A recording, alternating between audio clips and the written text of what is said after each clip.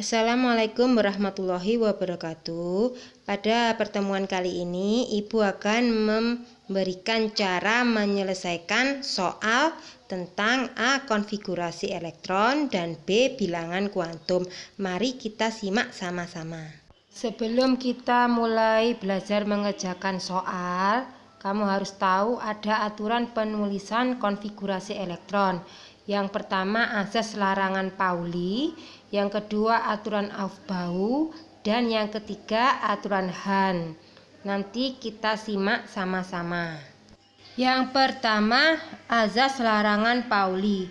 Pauli menyebutkan bahwa tidak akan ada dua elektron dalam satu atom yang memiliki keempat bilangan kuantum yang sama.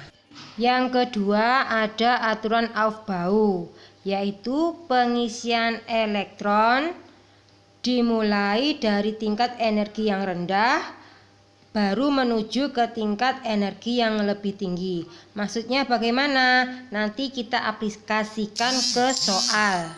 Coba kamu perhatikan gambar berikut. Menurut aturan Aufbau, elektron akan mengisi orbital pada energi yang lebih rendah, baru kemudian mengisi orbital dengan energi yang lebih tinggi.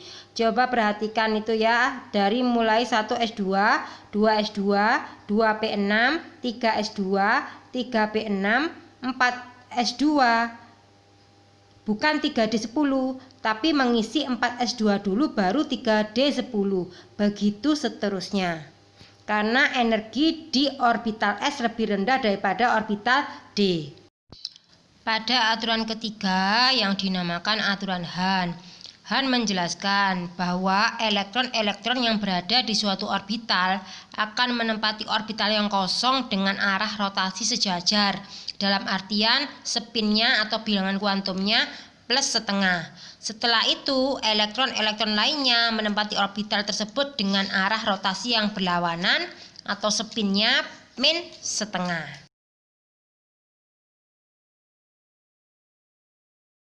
Soal yang pertama, tentukan konfigurasi unsur dari magnesium nomor atom 12. Karena magnesium di sini adalah atom netral, maka proton sama dengan elektronnya, jumlahnya adalah 12 elektron. Menurut Bohr, konfigurasinya hanya didasarkan sampai ke kulit. Kulit K elektronnya maksimal terisi 2. Sesuai rumus 2n2. L 8 elektron. Totalnya sudah 2 tambah 8, 10. Berarti kurang 2. M mengisi 2. Jadi pas 12 elektron yang dimiliki oleh atom magnesium. Sedangkan konfigurasi elektron menurut mekanika kuantum, kita lihat kulit K, L, M, N, kemudian kita jabarkan ke subkulit. Kulit K memiliki subkulit 1s. Kulit L subkulitnya 2s 2p. Pada kulit K maksimal 2 elektron, kulit L 8 elektron. Nah, kemudian baru kulit ketiga M, subkulitnya 3s2. Jika yang ditanyakan adalah konfigurasi elektron bukan atom netral tapi berupa ion, ya, coba diperhatikan. Ion minus berarti dia menerima elektron. Sedangkan ion positif berarti dia melepas elektron. Pada contoh soal, klorida minus dengan nomor atom 17 berarti dia menerima 1 elektron. Bagaimana konfigurasinya pada saat dia netral? Coba kita simak. 1s2, 2s2, 2p6, 3s2, 3p5 berakhir di subkulit 3p5. Sedangkan konfigurasi untuk ionnya, dia menerima 1 ion, 1 elektron maksudnya. Jadi elektron yang diterima akan masuk ke kulit terluar. Begitu juga dengan elektron jika dilepaskan akan lepas pada kulit yang terluar dahulu. Ketambahan 1 elektron berarti di subkulit 3P dari 5 menjadi 6. Untuk penulisan konfigurasi elektron bisa dilakukan penyingkatan agar nanti kalau ada atom dengan nomor atom yang besar biasanya memiliki konfigurasi yang panjang. Jadi bisa dipersingkat dengan menggunakan konfigurasi elektron dari gas mulia. Gas mulia terdapat pada sistem periodik golongan 8A. 8A ini semua atomnya adalah stabil karena subkulitnya terisi elektron penuh semua. Ada helium, neon, argon, kripton, xenon, dan radon. Mari kita aplikasikan ke soal bagaimana cara menyingkat konfigurasi elektron dari suatu atom.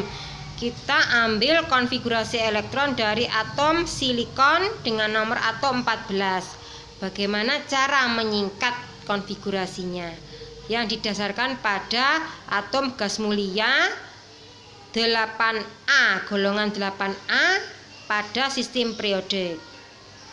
Konfigurasinya 1s2, 2s2, 2p6, 3s2 dan berakhir pada 3p2. Bagaimana cara melakukan penyingkatan? Mari kita lihat sama-sama.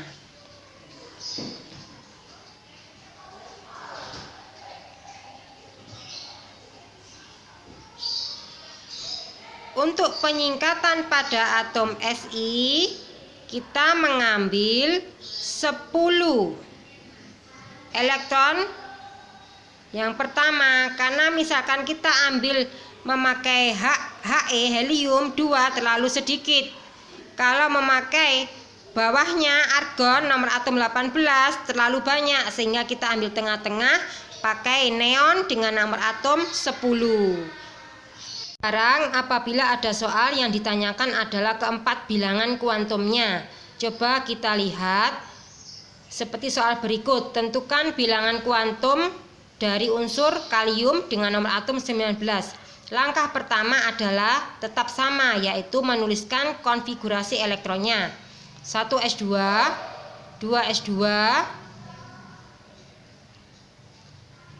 2p6, 3s2, 3p6.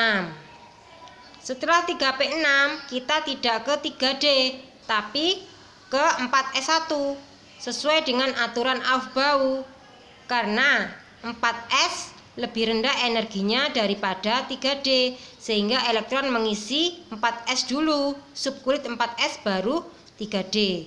Diingat ya, aturan Aufbau, elektron mengisi orbital energi yang lebih rendah baru ke energi yang lebih tinggi. Kemudian setelah itu untuk menentukan bilangan kuantum kita ambil elektron yang terakhir. Elektron yang terakhir yang dimiliki K19 terletak pada 4s1. Sehingga kita gambar dulu kamarnya hanya ada 1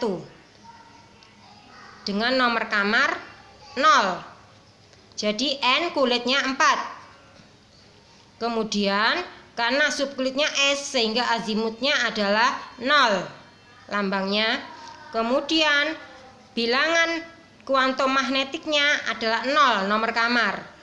Karena elektronnya berdiri maka spinnya plus setengah. Itu adalah keempat bilangan kuantum yang dimiliki K19. Pada penulisan konfigurasi elektron, selain mengikuti ketiga kaidah yang sudah dijelaskan di depan, ternyata ada penyimpangan dari aturan Aufbau yang dinamakan kestabilan penuh dan setengah penuh, di mana pada subkulit D akan lebih stabil apabila elektronnya mengisi penuh totalnya 10 elektron atau setengah penuh totalnya 5 elektron. Karena kalian tahu sendiri pada subkulit D itu memiliki kamar sebanyak 5. Satu kamar masing-masing mengisi 2 elektron. Coba perhatikan aplikasi soal teori penuh dan setengah penuh. Tentukan konfigurasi elektron dari atom krom, nomor atomnya 24. Kita tuliskan dahulu konfigurasi elektronnya. 1s2, 2s2, 2p6, 3s2, 3p6. Ingat, tidak 3D tapi mengisi 4s2. Kita hitung ya, totalnya sudah 20 elektron, berarti kurang 4 elektron terakhir mengisi subkulit 3D. Berarti berakhir di 3D4. Kondisi seperti ini 4s2 3D4.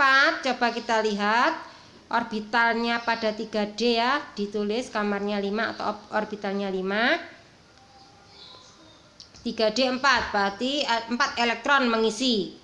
Sesuai aturan Han, diisi dulu, berdiri semua.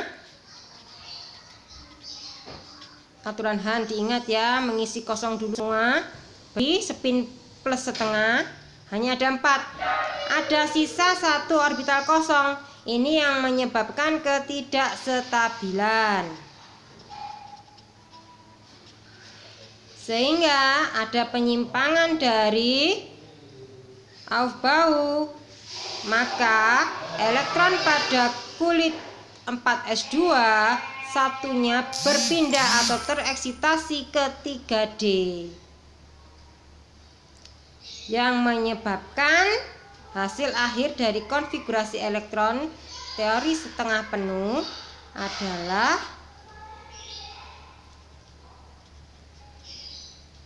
hasil akhirnya pada orbital 4s hanya terisi 1 elektron, sedangkan pada orbital 3D akan terisi setengah penuh.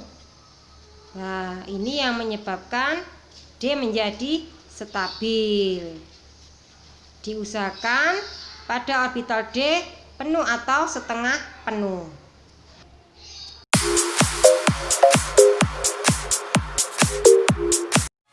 What a wonderful world.